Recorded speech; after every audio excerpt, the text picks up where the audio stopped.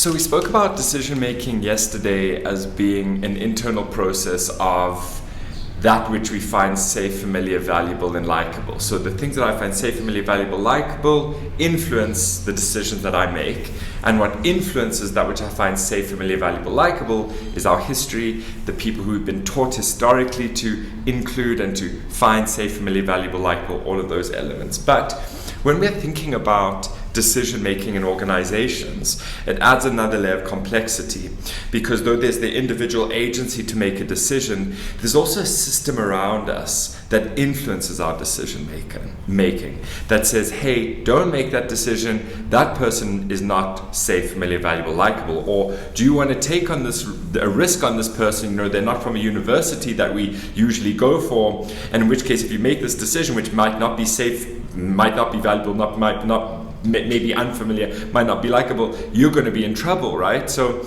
even though we act as individual agents in decision making within organization, when it comes to the decisions we make around recruitment, work allocation, promotions, dismissals, all of those elements are also being dictated by the status quo of the system, what the current system sees as safe, familiar, valuable, likable.